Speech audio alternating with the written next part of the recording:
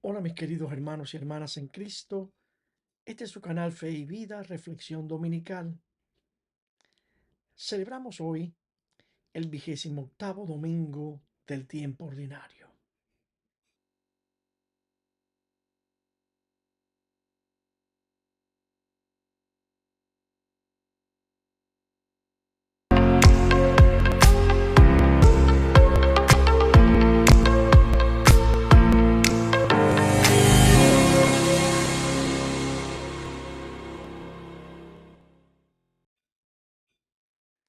Y la primera lectura, tomada del segundo libro de los Reyes, nos presenta la historia de Naamán, general del ejército sirio, quien compadecido su rey de su sufrimiento al padecer de lepra, lo envió a Israel a ver al profeta hebreo Eliseo, que tenía fama de curar todo tipo de enfermedad. Al ir y encontrarse con él, el profeta le dice que para curarse debía bañarse 7 veces en el río Jordán, a lo que Naamán, incrédulo, se preguntaba por qué no podía sanarse, haciendo lo mismo en cualquiera de los ríos de Siria. A lo que su servidor le dijo que tuviera fe e hiciera lo que Eliseo le había ordenado. Naamán lo hizo y vio cómo milagrosamente sanó de su enfermedad, lo que le hace decir: ahora sé que no hay más Dios que el de Israel, y le ofreció costosos regalos al profeta, que lo rechazó por más que insistía, por lo que Naamán decidió llevarse consigo a Siria de regreso varios sacos con tierra de Israel para construirle un altar al Dios de Israel, al que solamente le ofrecería en lo delante sus sacrificios, ofrendas. En este pasaje hay un detalle muy interesante, un detalle que se aplica a nuestra vida cotidiana, y es que muchas veces nosotros somos como Naamán, somos esclavos de las formas, entre comillas, porque queremos que Dios obre de la forma que nosotros esperamos, como nos lo imaginamos, como queremos.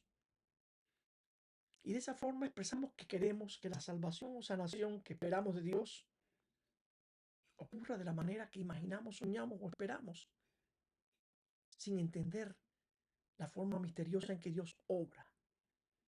De modo que lo único que necesitamos es obedecerle, escucharle, escuchar su palabra, proclamada por un profeta, ya sea un sacerdote, otro creyente, que va a servir como intermediario entre Dios y nosotros, para que la palabra de Dios actúe en nosotros, y que podría de una forma u otra hablarnos cuando nosotros tenemos una lectura asidua de la palabra de Dios y meditamos en ella, pero que por nuestra tibieza y dejadez no le prestamos atención ni nos empeñamos en conocerla profundamente como ella merece y como nosotros necesitamos hacerlo para que nuestra fe crezca. De ahí la importancia de la palabra de Dios, que no siempre tiene para nosotros la importancia que necesita tener. El Salmo 98 reza: el Señor revela a las naciones su salvación, lo que confirma lo que acabábamos de reflexionar sobre la sanación del general sirio Naamán, que sin ser miembro del pueblo de Israel, con fe pudo recibir la revelación de la salvación que Dios preparó para él y que tiene preparado para todos los hombres, sin exclusión, cuando ellos se abren a su acción misericordiosa, con fe y con obediencia. La segunda lectura de la carta a Timoteo, el apóstol San Pablo invita a su discípulo Timoteo a que tenga siempre presente que Jesucristo resucitó entre los muertos, tal como lo dice el Evangelio, que él le predicó cuando era su maestro. Evangelio por el que ahora él sufre al estar encadenado y en una cárcel como un malhechor, entendiendo que el cuerpo puede estar encadenado, pero la palabra es libre y lo hace libre, porque la palabra de Dios es liberadora. Por lo que San Pablo entonces es capaz de sobrellevar lo peor, lo difícil, lo que no queremos, por amor a los que como Él son elegidos de Dios para alcanzar la salvación en Cristo Jesús y con ello la gloria eterna. De este modo el apóstol le revela a Timoteo que el verdadero discípulo de Jesús no le teme al sufrimiento, porque sabe que el cuerpo es material, pero el espíritu es inmortal. Inmortal en aquel que se entregó en la cruz por nosotros, por nuestra salvación, para que todos gocemos con él la gloria de Dios.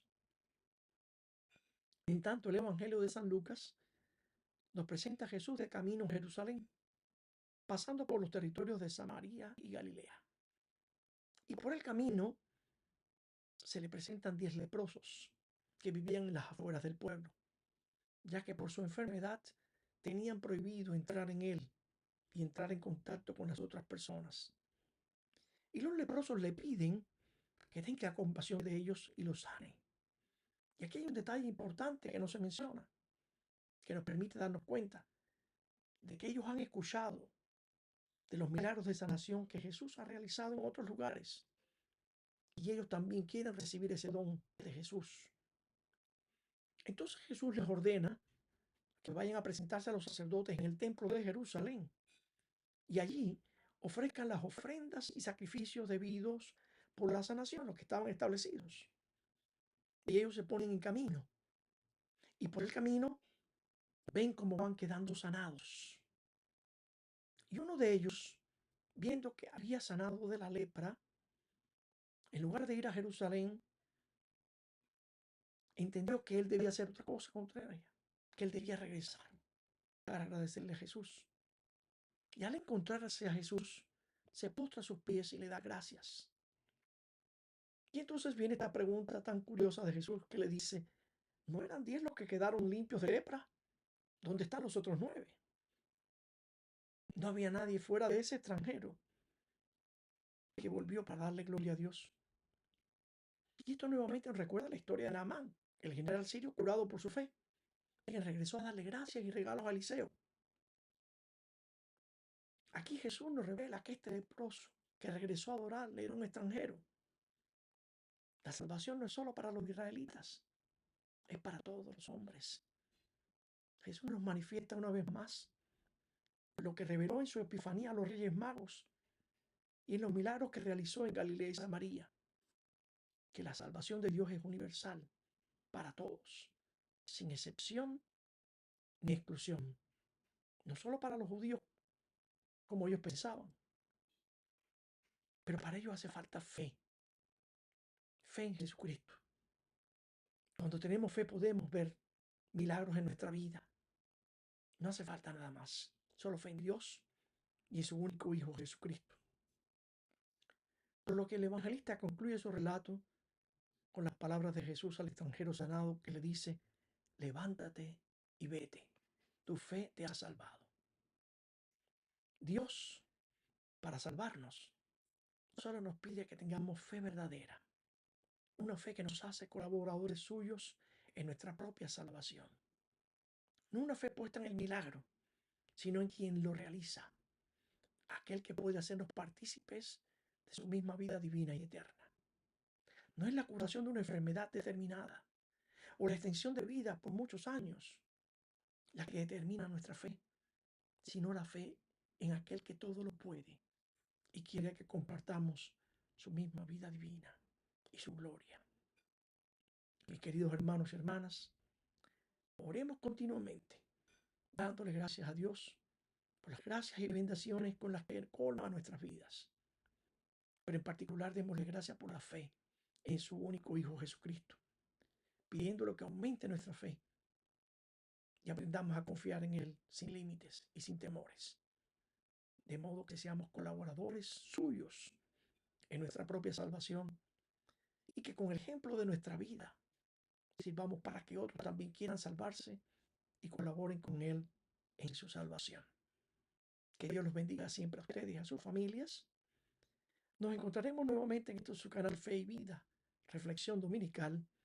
Y por favor, si le gustó el mensaje, de like, me gusta, suscríbase al canal si aún no lo ha hecho, dele a la campanita para recibir las notificaciones y comparte el link para que sus familiares y amigos reciban también el mensaje de la palabra de Dios. Y la bendición de Dios Padre, Hijo y Espíritu Santo descienda sobre ustedes y permanezca para siempre. Amén.